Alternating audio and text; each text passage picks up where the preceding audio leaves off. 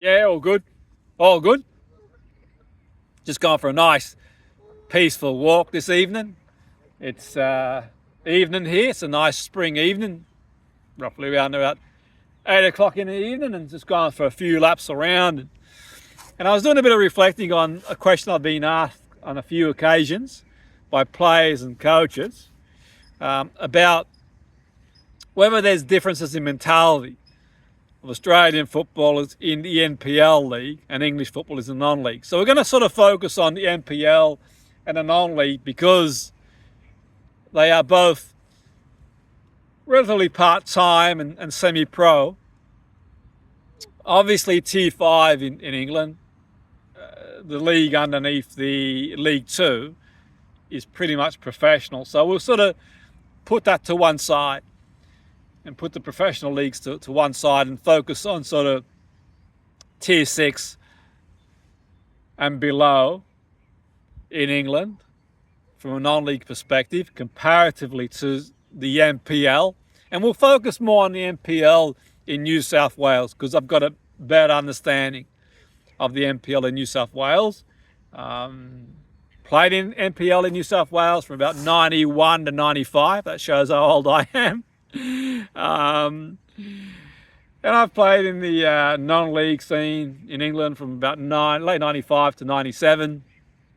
And I've been a performance coach in the non-league in England with Bake. I've had a couple of stints there from 211 to 213, 218 to 224.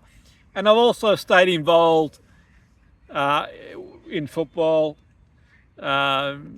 with the Australasian Soccer Academy since about 2007, and Tony Bash, the director there, fantastic bloke, top bloke, knows his football, loves his football, director of the Australasian Soccer Academy, and I've always gone to see him and done coaching sessions when I've been back in Australia, and I do Zoom sessions once a week or once a fortnight now anyway. I started doing those around about, say, 220 over Zoom once a week, and now sort of do once a fortnight. We sort of cover different themes like metacognition, mental preparation, and so on and so forth, just to complement the great work that they do over there. And Tony's produced some fantastic players, who've gone to play at the highest level. So fantastic, top bloke, top bloke. And so I suppose I would say are there sort of differences? Not really. I mean, look, the effort that some of the Australasian Soccer Academy players put in, some play NPL, and they back it up with morning training at the Australasian Soccer Academy every day and put everything in, is incredible, the effort and application. And equally the effort and application that non-league players in England put in is, when they've got jobs and other stuff that they're doing throughout the day to back up and give 100%. So I wouldn't say in terms of application effort there's any real difference. Obviously individually it might be different with certain players, but collectively I'd say effort application on both ends is pretty similar.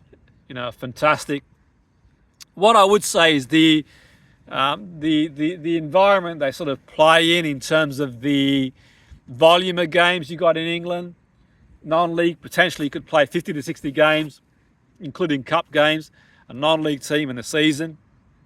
And that's pretty intense stuff if you're playing 50 to 60 games. And every one of those games is relentless, it's intense. And even the training in England's intense. It really is. It really is in non-league. Every session, every training session, 50-50, going in for 50-50s in training, all sorts of stuff really is intense.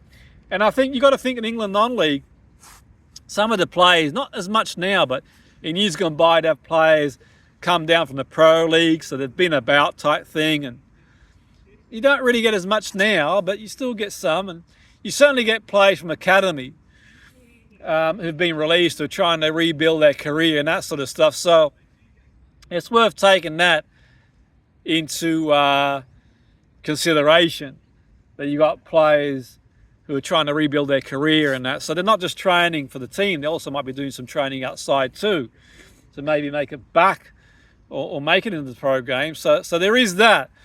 that shapes the environment. That's not to say in NPL you've got players that may have sort of played A-League, may have played in sort of Europe or professionally in Asia, or going back to Australia. And so there is sometimes players from abroad too. So, you've got a decent standard in NPL. But I would say the season is shorter, so to speak. It's not as long, and you don't have as many games. And you don't have the quality, I would say, and depth across the board. That's my anecdotal perspective on it.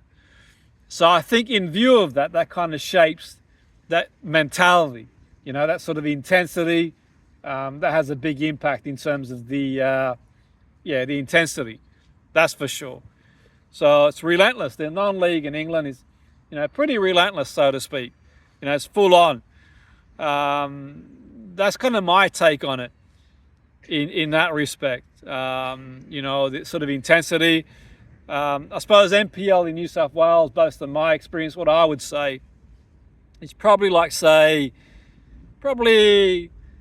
I would say tier 6-ish, maybe 7-ish in England. And I'd say the NPL 2 would be about, say, the level would be about, say, tier 7, tier 8, maybe the Northern Premier type league. And don't get me wrong, there's players that could play a higher level and give or take here and there, but that's sort of, as a general rule, maybe players. But over the course of a season, I think that the intensity in the non-league in England, some of the players would probably sort of struggle if they came straight over, because it is, really intensive stuff.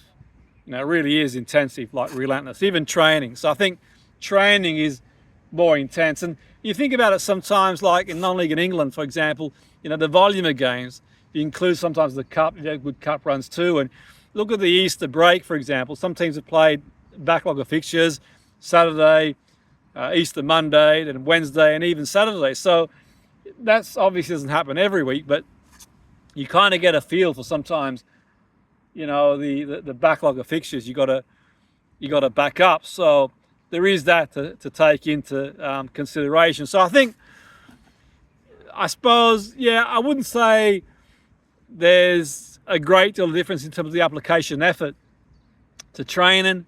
Both players, the NPL players, give 100%. In my experience, the non-league players in England give 100%. I would just say the difference in mindset comes from the fact that in England you got like a mix of players that may have sort of played pro, or more of a mix of players that may have played pro, may have been released from academy. You've also probably going to have some coaches that have been in the pro setup as well. So you've probably got, when it comes to training, that bit more professionalism in that sense, but that's not to undermine the NPL from that perspective. So this is more like around sort of mindset, the question. But I'll certainly say that those sort of permutations or those variables kind of shape the mindset to a certain degree. But I would say both put 110% in, give it all they've got. That's my opinion. It'd be great to hear your thoughts. That's the way I see it. You might see it differently. Great to hear your thoughts, what your take is in it, but they're sort of my thoughts. So it's always good to hear what your thoughts are on it.